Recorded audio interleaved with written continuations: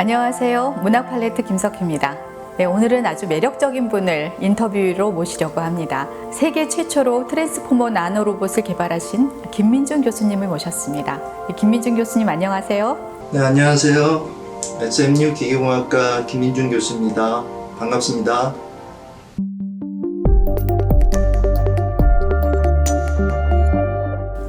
네. 연세대 기계공학과를 졸업하셨어요. 그리고 텍사스 A&M 대학교 기계공학과에서 석사를 마치셨고요. 브라운 대학에서 박테리아를 이용한 미세 유체 역학에 대한 연구로 박사학위를 받으셨습니다. 하버드대 단분자 생물 물리학 연구로 박사후 과정을 밟으셨고요. 드렉셀 대학교 공과대학에서 기계공학과와 의공학과, 그다음에 의과대학 외과에서 정교수로 일하셨습니다. 2012년 독일 막스 플랑크 광연구소 훔볼트 펠로우십을 받으셨고요. 그 다음에 2013년과 2015년 한국과학기술연구원 생체공학센터에서 브레인 펠로우십으로 연구를 하셨습니다. 그리고 2016년부터 현재까지 서던 메소디스트 대학교 기계공학과, 전기컴퓨터공학과, 화학과 무려 3학과에서 석좌 교수로 일하고 계십니다. 굉장한 경력을 가지신 분인데요. 어떻게 미국에서는 이렇게 젊은 분이 석사 교수가 되는 게 흔한 일입니까? 미국에서 보통 조교수 6년, 부교수 6년을 하게 되면准교수로 승진하게 되는데요. 연구 실적에 따라서 5년에서 10년 후에 보통 석좌 교수가 되는데, 저 같은 경우에는 10년 만에 석좌 교수가 된 경우라서 좀 드문 케이스가 되겠죠. 네, 기계공학, 연력학 에너지, 나노로봇 전문가, 굉장히 다양한 분야를 섭렵하고 계시기 때문에 어떤 이름으로 선생님을 소개해드려야 될지 좀 헷갈립니다. 선생님 스스로 생각하시는 가장 적당한 자기소개는 어떻게 될까요? 말씀하신 대로 저는 연력학을 가리키고 로봇공학과 싱글 몰리큘 바이오피직스라는 분야를 연구하고 있는데요. 보통 학계나 학생들에게 제 자신을 소개할 때 나노공학자라고 소개하고 있습니다. 뭐니 해도 이너스페이스라는 책에서 가장 신기했던 부분은 역시 트랜스포머 나노로봇이에요. 그런데 선생님, 트랜스포머 나노로봇이라고 하면 일반인들이 좀 알기에는 어려운 것 같아요. 좀 일반인들도 알기 쉽게 설명해 주실 수 있을까요? 말씀하신 나노로봇은 박테리아를 모방해서 만든 나노로봇인데요. 우리 머리카락 두께가 150 마이크로미터인데 제가 만든 나노로봇은 약 150 내노에서 약 한 300 내노 정도 크기가 돼요. 그러니까 우리 머리카락 두께보다 약 100에서 1000배 작은 크기죠. 플라젤라라는 선모를 나노 파티클에다 붙이는데, 나노 파티클은 약물입니다. 나중에 표적 약물로 암세포를 공격할 수 있는 다양한 약물 기능을 가지고 있고요. 이 플라젤라라는 이 선모가 이제 다양한 유체 환경에서 변형을 하게 되죠. 그래서 이제 유체 환경의 pH나 온도, 또 다양한 그 환경의 변화에 그때그때 대처하면서 어떤 특정한 표적의 약물을 전달할 수 있는 기능을 가지고 있는 로봇이 제가 만든 박테리아 나노 로봇입니다. 네, 아마 문학 팔레트 애청자 여러분들께서는 오늘 문학 팔레트에서 왜 과학자를 초대했지 하고 생각하실 수도 있을 것 같아요. 근데 제가 김민준 선생님을 초대하고 싶어진 이유가 사실 있습니다. 그 이야기를 좀 먼저 할게요. 제가 최근에 오즈의 마법사라는 동화를 가지고 강연을 한 적이 있었어요. 근데 거기에 등장하는 양철나무꾼 때문이에요. 양철나무꾼은 원래 사람이었어요. 근데 가업을 이어서 나무꾼이 되었는데, 결혼하기로 한 아가씨도 있었어요. 결혼을 하려고 했는데 그녀를 시집 보내기 싫어하는 늙은 여인이 같이 살고 있었거든요. 그녀와 함께. 그녀를 시집 보내기 싫어가지고 동쪽 마녀에게 뇌물을 주고 결혼을 막아달라고 부탁을 해요. 동쪽 마녀는 나무꾼이 가지고 있는 도끼의 마법을 겁니다. 도끼가 미끄러져서 나무꾼의 다리를 잘라버린다든지 뭐 이런 식으로, 굉장히 사실 잔혹 동화예요. 예, 그런 식으로 나무꾼이 아무것도 못하도록 합니다. 하지만 나무꾼은 거기에 좌절하지 않고 그 양철 수리하는 사람한테 부탁해서 다리를 만들어서 달아요. 양철로 만든 다리를 달아요. 예, 그리고 거기에서 그치지 버티지 않고 뭐 팔다리를 모두 잘라버려요, 도끼가. 그래서 결국은 막 머리도 잘라버리는데 지나가던 그 함석공이 양철로 머리를 만들어서 새로 달아줍니다. 그래서 도끼는 계속 미끄러져서 몸조차 두 동강을 냈지만 함석공은 다시 양철 몸통을 만들어서 하여튼 머리와 몸통을 또 연결해 주기도 하죠. 사실 이 부분을 그냥 이야기를 읽을 때는 몰랐는데 문득 그런 생각이 들었어요. 이게 사실 굉장히 고도의 테크놀로지가 아닌가. 그래서 지금식으로 말하면 그는 사이보그가 아닙니까? 이런 테크놀로지 부분에 대해서 그 과학자들은 도대체 어떻게 생각할까, 어떤 식으로 이 부분을 읽을까 하는 부분이 굉장히 궁금했습니다. 사실은 그래서 김민준 교수님을 초대하게 됐어요. 김민준 교수님 이 부분에 대해서 어떻게 생각하시는지 좀 말씀을 들어볼 수 있을까요? 로봇공학에 있어서 프로스테틱스라는 분야가 있어요. 보철공학이라고 하는데 의족이나 의수를 만들죠. 요즘은 첨단 로봇공학을 이용을 해서 스마트 의족이나 의수를 만들죠. 그래서 전쟁에서 이제 부상당한 병사들의 의족을 만들거나 사고로 팔을 잃게 되면 이제 의수를 만들어서 우리 보통 손과 발의 기능을 할 수 있는 여러 가지 다양한 로봇 보조기구를 만들고 있습니다. 최근에는 웨어러블 로보렉스라는 새로운 분야가 개척돼서 옷처럼 이렇게 입으면 하반신 불구인 장애인이 일어서서 걸을 수 있도록 전장 환경에서 무거운 짐을 웨어러블 로보렉스 장비를 이용해서 운반한다거나 하는 다양한 기능을 부여하고 있죠. 쉽게 설명하면 아이언맨 같이 어떤 특수한 장비를 몸에 입게 되면 그것을 이용해서 다양한 공학적 기능을 할 수 있는 분야를 개척하고 있다는 얘기입니다. 그러면 이어서 한 가지 더 질문을 드리고자 합니다. 예, 나무꾼은 녹이 슬어서 멈춰 있는 동안 이 세상에서 가장 행복한 사람이었다고 느끼고 자기가 세상에서 가장 소중한 건 심장이라고 생각하게 돼요. 그래서 오즈의 마법사를 만나면 심장을 다시 달라고 부탁하기 위해서 도로시 일행에 합류합니다. 그래서 그 아가씨한테 다시 청혼하고 싶다고 말해요. 일행에는 허수아비가 있는데 허수아비는 태어난 지 3일밖에 안 되는 어린 허수아비예요. 허수아비는 머리가 비어있는 것이 굉장히 컴플렉스였기 때문에 자기 머리를 달라고 하기 위해서 오즈의 마법사를 만나러 갑니다. 근데 그 허수아비는 양철 나무꾼에게 이렇게 말해요. 그래도 나는 심장보다 뇌를 부탁할 거야. 바보는 심장이 생겨도 그걸로 아무것도 할 줄 모르니까 라고 얘기합니다. 과학자이신 김민준 선생님께서는 이 심장과 머리 중에 어느 쪽을 선택하실까요? 좀 바보 같은 질문이 될 수도 있겠습니다만. 의공학적 관점에서 봤을 때 저는 심장이 먼저라고 생각하죠. 왜냐하면 심장에서 혈액이 뇌로 전달돼야지 뇌가 제 기능을 발휘할 수 있는 것이거든요. 이런 점에서 심장이 뇌보다 먼저라고 생각합니다. 네, 선생님 쓰신 책 이너 스페이스에 보면 이런 구절이 나옵니다. 만약 프랑켄슈타인 같은 인간 사이보그가 이 세상에 존재한다면 어떨까? 아마 제가 앞서 드린 질문 내용하고 좀 겹치는 부분일 수도 있겠는데요. 선생님 영화나 문학 작품 속에서 보신 그런 로봇이 굉장히 많지 않습니까? 우리 어렸을 때 뭐 마징가 제트, 짱가, 로버트 태권브이 뭐 그런 많은 로봇들이 있는데 이런 로봇들 중에서 혹시 선생님 가장 좋아하시는 로봇이 어떤 로봇일까요? 수많은 공상과학 만화나 영화가 있어요. 그리고 거기에 말씀하신 것 같이 뭐 태권보이, 아톰, 다양한 로봇이 있는데 저는 개인적으로 월리라는 로봇을 가장 좋아합니다. 지구가 멸망하고 쓰레기 소각장으로 변한 지구에서 폐기물들을 분리하는 로봇인데 로봇공학적인 관점에서 보면 모바일 로봇이에요. 근데 이 원리가 그 황폐한 환경에서도 이제 식물을 가꾸고 또 이 사랑의 감정을 가지고 있거든요. 그래서 나중에 보시게 되면 자기보다 업그레이드된 이브라는 로봇을 사랑하게 되고 그 로봇과 이제 연인으로 발전하는데 이런 인간의 감정을 가진 그런 원리를 저는 가장 좋아합니다. 아, 네, 그러시군요. 생각해보니까, 월리는, 제가 아까 앞서서 말씀드렸던 로봇들하고는 굉장히 다른 캐릭터예요. 막 이렇게 식물을 키우기도 하고, 말씀하신 것처럼 사랑을 하기도 하고, 네.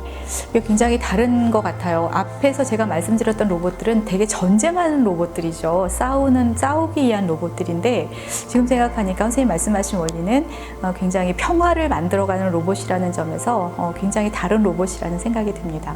네, 선생님 말씀 굉장히 흥미롭게 잘 들었습니다. 좀 더 질문을 드려보면 2008년에 미국 과학재단 젊은 연구자상을 받으셨어요. 네, 선생님 받으신 그 상이 좀 한두 가지가 아니어서 뭐 다 나열할 수도 없습니다만 이 많은 상을 받으셨는데 이 중에서 가장 소중하달까? 가장 기쁜 상은 어느 상이셨을지 궁금합니다. 여러 상을 운 좋게 받았는데요. 저는 개인적으로 첫사랑 같이 첫 번째 받은 상을 가장 의미 있게 생각합니다. 왜 그러냐면 미국 과학재단으로부터 나노공학을 또 나노로봇을 연구할 수 있는 커다란 기회를 부여받았던 상이기 때문에 저에게는 가장 의미가 있습니다. 그 상을 통해서 박테리아를 이용한 다양한 로봇을 만들 수 있었거든요. 그래서 가장 기억에 남는 것 같습니다. 아, 네, 그러시군요. 역시 처음 받으셨던 상이 가장 인상적인 상이셨군요. 어떤 마음이신지 이해가 됩니다.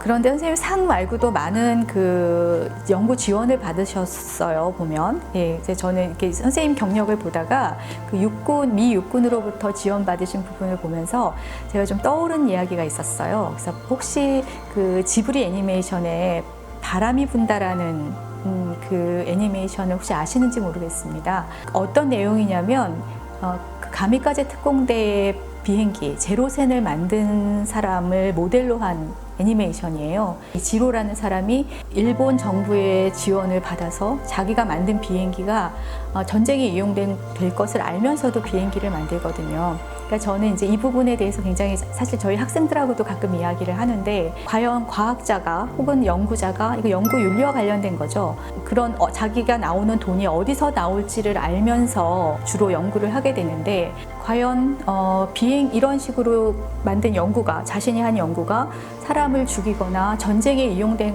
것을 알면서도 연구를 계속해야 하는가 하는 이런 윤리적인 문제, 이런 문제에 대해서 선생님 어떻게 생각하시는지 좀 굉장히 궁금하고 꼭 한번 여쭤보고 싶었습니다. 현실적으로 대부분의 연구기관에서 연구 프로젝트를 어나운스먼트 할 때 연구 목적과 그리고 연구 목표를 정확하게 알려주거든요.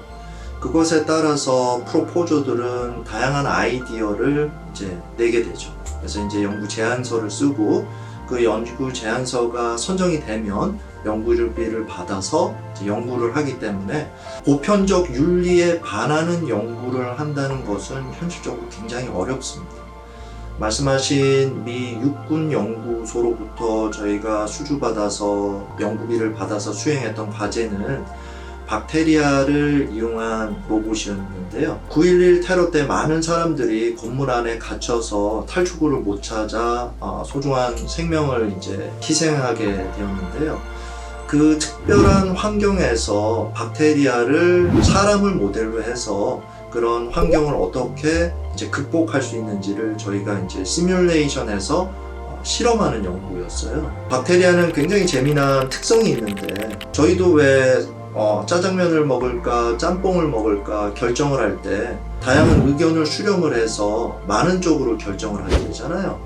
박테리아도 똑같은 것들을 하는데 우리가 보통 쿼럼 센싱이라고 해요. 개체수의 박테리아가 있게 되면 보통 1,000, 10,000마리의 이제 박테리아가 서로가 이제 어떤 환경에서 의사결정을 해요. 예를 들어서 밀폐된 공간에서 A 방향으로 가야 되느냐 B 방향으로 가야 되느냐 할 때 이제 이들이 이제 서로의 이제 커뮤니케이션 툴을 이용을 해가지고 의논을 한 다음에 A냐 B냐를 결정하는 것이 이제 쿼럼 센싱인데 이런 쿼럼 센싱을 통해서 어떤 밀폐된 공간에서 어느 방향으로 나아갈지를 이제 결정하는 그런 것들을 이제 연구하는 프로젝트였죠. 10년 전에 하이브리드 인색이라는 또 국방성 로봇 가제를 수행을 했었는데요. 이것은 아주 군사적인 목적으로 썼어요. 그러니까 예를 들어 풍뎅이 같은 경우는 레이더에다 안 잡히잖아요. 그래서 몰래 풍뎅이 등에 TNT 같은 것을 달아서 어떤 특정한 목표물에 침투한 후에 이제 어떻게 그 목표물을 파괴시키느냐. 모든 것이 연구자의 가치관 또는 그때 당시의 연구 환경에 따라서 말씀하셨던 모든 것이 좌우될 거라고 생각합니다. 아마 그런 윤리적인 문제와 현실적인 문제가 어느 순간에 이렇게 굉장히 부딪히겠죠. 말씀하신 그 같은 경우에는 아마 과학자로서의 양심과 한 국민으로서 국가에 대한 애국심과의 이런 충돌이 있었을 텐데 아주 결정 내리기 힘든 상황이었을 거라고 생각합니다. 굉장히 이렇게 정말 흥미로운 세계라는 생각이 듭니다.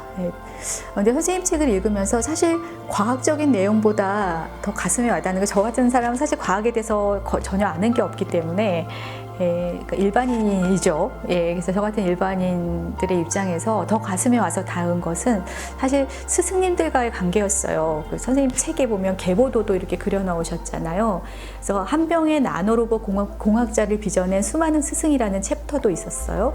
그런 스승들을 만난 건 뭐 행운아라고 말씀을 하셨습니다만, 모든 사람이 그런 스승을 만날 수는 없을 테니까 저는 선생님 자신의 어떤 천재성 이런 게 굉장히 크다고 생각해요. 근데 아무튼 뭐 그런 스승을 만날 수 있었던 건 정말 선생님의 행운이었을지, 아니면 또 미국이라는 나라의 교육 시스템이 가져온 선물이었을지, 이런 생각도 좀 해보게 됩니다. 선생님 어떻게 생각하시는지요? 질문에 대한 정확한 답을 하나는 드릴 수 있는데요. 저는 천재가 아닙니다. 제가 굉장히 인복이 많은 것 같아요. 좋은 지도 교수님들을 많이 만났거든요. 근데 제가 이렇게 돌이켜 생각을 해보면 미국 대학원의 아주 독특한 시스템인 것 같아요. 미국 공대, 이공대 대학원 같은 경우는 학생을 교수의 권한으로 직접 이렇게 뽑아서 이제 학생과 제자의 관계를 맺을 수가 있거든요. 제가 박사 지도 교수를 만났던 인연은 제 석사 지도 교수님의 친구였어요. 포닥 지도 교수님은 또 박사 지도 교수님의 친구였고, 뒤돌아봐서 이렇게 생각을 하면 우리는 사람을 통해서 사람을 만나고 또 그 사람을 통해서 관계를 맺어가고, 연구도 마찬가지죠. 연구도 사람이 하는 것이니까요. 제 기억에 좋은 사람은 좋은 사람을 만나게 해주고요. 유능한 사람은 유능한 사람을, 정직한 사람은 정직한 사람을 만나게 해주더라고요.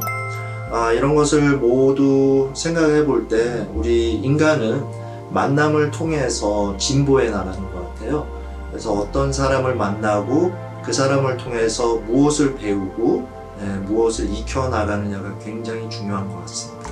질문하신 거에 답이 됐는지 모르겠네요.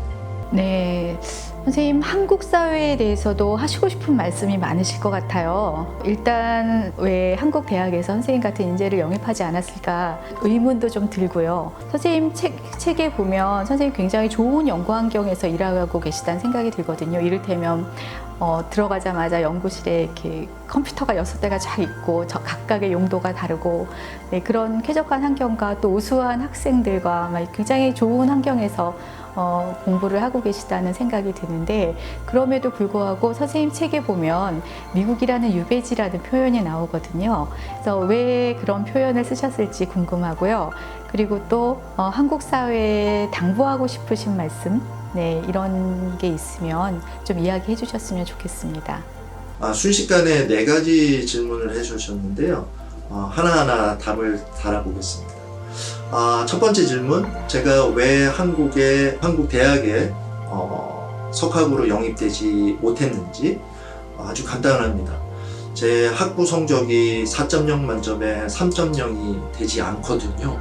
아마 그 이유가 아닌가 싶어요. 요즘 모든 대학에서 글로벌리제이션 때문에 대학의 글로벌화, 해외 석학 영입에 많은 신경을 쓰고 하고 있는데 현실적으로는 굉장히 힘들 것 같아요. 왜냐하면 저같이 이제 미국에서 연연 산 교수가 한국이라는 새로운 연구 환경에서 적응하면서 또 연구하기도 힘들고요. 또 한국 입장에서도 그런 분들을 모시기도 상당히 힘들고요. 네, 이런 복합적인 이유가 있는 것 같습니다. 그리고 이제 두 번째, 제 연구실, 제 교수 오피스에 오시면 컴퓨터가 6개가 있어요. 네. 학교에서 제공해주는 컴퓨터는 한 대밖에 없고요. 나머지 5대는 제 사비로 제가 산 겁니다. 제가 책에서도 말씀드렸는데 어렸을 때부터 좀 난독증 때문에 많이 고생을 하고 또 아주 좀 작은 ADHD 같은 이제 주의산만 주의력 결핍이 있어서 어떤데 이제 집중을 잘 못해요. 그래서 저는 제 연구실에서 일을 할 때 컴퓨터 6대를 켜놓고 A, B, C, D, E, F 컴퓨터로 옮겨가면서 일을 하는 그런 경향이 있거든요. 네, 그런 것 때문에 연구비가 많고요. 세 번째 질문, 제 개인적으로 생각했을 때 옛날과 달리 지금은 한국의 연구 환경이 미국의 연구 환경보다 훨씬 좋은 것 같아요. 왜 그러냐면 미국 같은 경우에 가장 큰 연구비가 NIH에서 주는 R01이에요. 1년에 5억, 그래서 5년에 25억, 그래서 뭐 간접비하고 이렇게 하면 5년 동안 약 30억에서 50억 정도 이제 지원을 받아서 연구를 하는데, 한국의 뭐 산자부 과제 같은 경우는 보통 1년에 30억 하거든요. 그리고 이제 연구재단에서도 아주 큰 프로젝트들이 많아요. 가끔 제가 나노 로봇을 연구를 하면서 내가 미국이라는 나라에서 이런 작은 그랜트, 뭐 1년에 뭐 한 1억에서 한 3억 정도 받는 그랜트를 가지고 내가 생각하는 큰 그림을 완성할 수 있을까 하는 생각을 할 때 굉장히 조바심이 들거든요.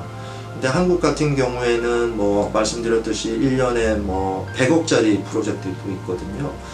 그런 걸 통해서 최소한 내가 그린 그림이 완성이 될 수 있을지 없을지를 알 수 있는 것도 굉장히 좋은 기회라고 생각하거든요. 그리고 이제 뭐 장비 면에서도 그렇고 또 한국에 아주 우수한 학생들도 많고 요즘은 이제 해외에서 한국에 연구하러 오는 대학원 학생들도 많기 때문에 결코 한국의 연구 환경이 미국에 보다 좋았으면 좋았지 나쁘다고는 절대 생각하지 않습니다. 그리고 마지막 질문은 연구비 다 국민의 세금이죠. 네, 그래서 연구비를 받아 연구를 수행하는 교수나 연구자는 윤리적 연구자의 이제 윤리 의식을 통해서 아주 열심히 그 세금으로 받은 연구비가 낭비되지 않게끔 열심히 연구해야 된다고 생각합니다. 그리고 마지막에 질문하셨는데요. 왜 제가 미국 생활을 유배지라고 생각하는지. 미국 교포들이 이런 우스갯소리를 많이 해요. 미국은 아주 재미없는 천국이고 한국은 아주 재미있는 지옥이라고.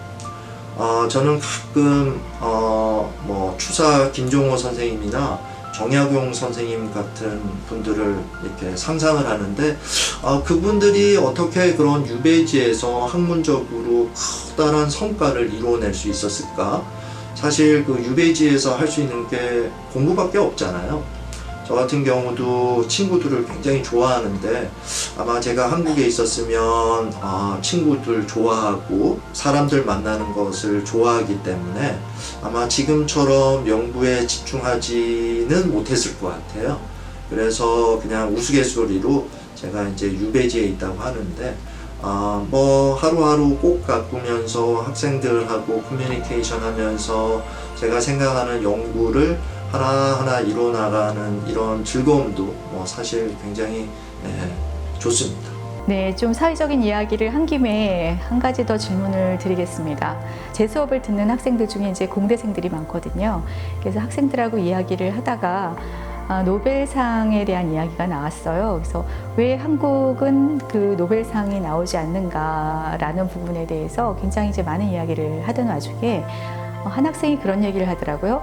노벨상은 주로 순수 과학에 주어지는 상이라고 하면서 한국은 순수 과학이 아니라 응용 과학이 더 발달해 있다라는 얘기를 하더라고요. 그러면서 굳이 순수 과학을 발전시킬 필요가 있는가, 기초 과학을 발전시킬 필요가 있는가 하는 질문을 던졌어요, 그 친구가. 그래서 저는 사실 거기에 조금 충격을 받았는데, 그 순수 과학을 발전시켜야만 한다는 것보다는 오히려 기초과학을 발전시킨 나라의 것을 배우다가 이거를 훨씬 멋지게 응용할 수 있다. 그래서 응용과학을 발전시키는 게 오히려 더 중요하다. 이런 표현을 하더라고요. 그래서 저는 이게 만약에 한국 과학자들의 일반적인 생각이라면 조금 위험하지 않은가 그런 생각을 좀 했었거든요. 그래서 선생님께서는 이런 부분에 대해서 어떻게 생각하시는지 꼭 한번 들어보고 싶습니다. 노벨상을 타기 위해서 순수과학이 중요하냐, 응용과학이 중요하냐. 저는 이것에 대한 아규보다 다른 관점에서 얘기를 하고 싶어요. 우리가 보통 수를 셀 때 하나, 둘, 셋, 넷, 다섯, 1부터 시작하잖아요. 근데 보통 0이라는 숫자를 생각을 안 해요. 보통 1에서 무한대까지의 기술을 개발하는 것이 저는 응용과학, 다르게 말하면 공학이라고 생각을 하고요. 0에서 1을 만들어내는 것이 순수과학이라고 생각을 해요. 어떤 게 어려울까요? 0에서 1을 만들어내는 것이 굉장히 어렵죠. 삼성에서 메모리 반도체 같은 것을 지금 굉장히 주력하고 시장 점유율이 거의 30%까지 육박을 하고 있는데, 사실 원천 기술은 대부분 미국이 가지고 있거든요. 그래서 우리가 0에서 1을 어떻게 만들어내냐를 앞으로 굉장히 생각해야 될 것 같아요. 0에서 1을 만들어내는 데 있어서는 어마어마한 그 창의력과 어마어마한 노력이 필요하거든요. 이것을 어떻게 만들어내고 또 새로운 것을 어떻게 발견해내고 이것을 어떻게 기술화하느냐가 아주 중요한 과제라고 저는 생각합니다. 네, 드디어 마침내라고 해야 될까요? 마지막 질문을 드려야 될 것 같습니다. 네, 현재 나노로봇 공학은 어디까지 왔을까요? 사실 선생님 책을 보면서 제가 느낀 건, 선생님과 제가 같은 시간대에 살고 있지만 과연 같은 세상에 살고 있는가 하는 그런 의문이 저는 들었거든요.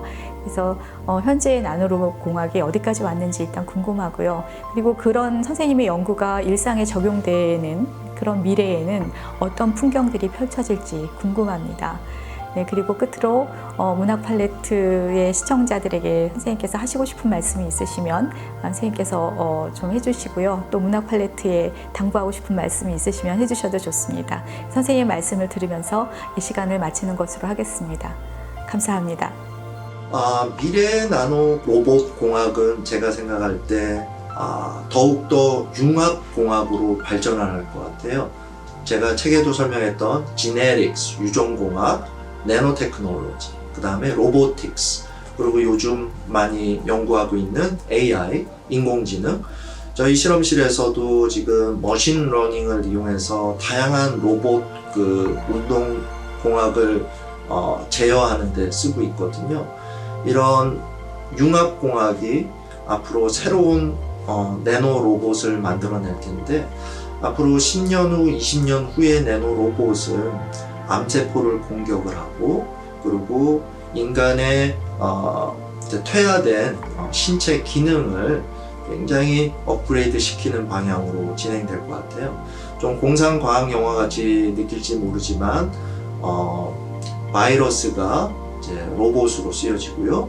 그리고 바이러스가 DNA, RNA를 특별한 타겟에 운반함으로써 눈먼 장님이 시력을 회복하게 되고, 그 다음에 저희 혈액에 내노 파티클을 넣고 그거에 따라서 이제 산소 운반량을 올림으로 해서 아이언맨 같은 그 웨어러블 로봇 슛을 입지 않고도 모든 사람들이 우사인 볼트 같이 100m를 10초 이내에 주파할 수 있는 그런 세상이 열리지 않을까 저는 개인적으로 생각합니다. 제가 학교에 있기 때문에 교육에 대한 질문들을 많이 받아요. 저 개인적으로는 교육이란 프로블럼 솔빙 스킬을 이제 키우는 것이라고 생각을 하거든요. 우리가 살아가는 데 있어서 다양한 문제들을 만나잖아요. 그런 문제들을 만났을 때 어떻게 그런 문제들을 풀어나갈 수 있을까? 많은 것은 학교 안에서, 더 많은 것은 학교 밖에서 배울 수 있죠. 한국을 보게 되면 굉장히 안타까운 것이 학생들이 학교에서, 그리고 방과 후 학원에서 여러 다양한 공부들을 하는데, 사실 그것이 이 친구들이 앞으로 살아가는 데 있어서 얼마나 그들이 갖게 되는 문제를 해결해 줄 수 있는 기술들을 제공해 주느냐 생각해 볼 때 아주 큰 퀘스천 마크가 있죠. 그래서 저는 학생들한테 가장 강조하는 것이, 너희들이 가장 좋아하는 것이 무엇인지 알아나가는 것이 중요하다고 생각을 해요. 내가 좋아하는 것을 할 때 나는 행복함을 느끼고, 그 행복함 속에 하루하루가 즐거울 테니까요. 그래서 웬만하면 일찍 내가 무엇을 할 때 행복한지를 알고 그 덕질을 즐기면서 결국 이제 덕후가 되게 되면 아주 행복한 삶을 살아갈 수 있다고 생각하거든요. 그래서 교육은 먼 곳에 있는 것이 아니라 우리가 살아갈 수 있는 데 필요한 다양한 문제들을 해결할 수 있는 능력을 키우는 것이라고 생각해요. 이것에 조금 더 깊게 생각하고 앞으로 방향성을 정하면 한국 교육에도 아주 큰 영향을 미칠 것이라고 생각합니다. 감사합니다. 네, 제가 좋아했던 인너 스페이스. 네. 책 제목하고 같아요. 네. 근데 제가 나이가 들고 보니까 이 인너 스페이스가 1984년에 스티브 스피버그 감독이 자기가 만든 게 아니더라고요. 그러니까 1964년에 판타스틱 보이즈라는 영화를 리메이크한 거예요. 그렇군요. 네. 그리고 이제 터미네이터는 아시다시피 터미네이터 1, 터미네이터 2, 터미네이터 3가 됐잖아요. 네. 이 차이를 아세요? 제가 잘 모르겠습니다. 터미네이터 1은 네. 일단 남자잖아요. 네. 그리고 부서져요. 대포를 맞으면. 터미네이터 2는 액체예요. 네, 맞아요. 액체였어요. 그 남자예요. 터미네이터 1과 2는 얼굴에 표정의 변화가 없어요. 터미네이터 3는 여자예요. 네. 그리고 감정을 표현할 수가 있어요. 이것도 이제 로봇의 기술의 발전에 따라서 이렇게 가는 거거든요. 일단 그 단계에서 실제로 그게 구현됐다기보다는 어쨌든 CG의 효과가 그렇게 갈 수 있어요. 예, 근데 이게 모든 게 현재나 미래에 진행될 그 연구의 방향하고 맞춰져요. 왜 그러냐면 영화를 만드는 사람들도 자문을 얻기 때문에. 네. 그래서 인너 스페이스 같은 경우를 이제 저는 굉장히 관심이 많았어요. 근데 그때 제가 생각했던 거는 이쪽 방향과 이쪽 방향이 완전 방향은 반대지만 크게 보면 같더라고요. 그래서 이 오른쪽 방향은 우주, 네. 아주 거시적인 세계고요. 이 왼쪽 방향은 미시적인 세계예요. 네. 마이크로 내노. 그러니까 원자도 보면 핵이 있고 전자가 이렇게 돌고 하잖아요. 네, 우주와 같은. 네. 근데 이것들이 여러 개들이 있는 거예요. 그리고 상호 인터랙션을 하고. 그래서 저는 이제 박사 때 박테리아를 하면서 처음으로 이제 마이크로 세계에서 이 수영을 하고 있는 박테리아를 어떤 기구를 통해서 이렇게 보게 됐거든요. 그래서 갑자기 그 이너 스페이스가 오버랩이 되더라고요. 그래서 무언가를 만들어서 저 안을 저 친구같이 이렇게 움직일 수 있다면 이너 스페이스에서 보여줬던 그런 의학적인 수술이라든지 많은 것을 해결할 수 있겠더라고요. 앤트맨 같은. 네, 그렇죠. 네네. 아마 지금 세대의 아이들은 네. 앤트맨 같은 것을 보면서 미래의 어떤 새로운 기술들을 만들 거예요. 네. 이미 진행되고도 있고요.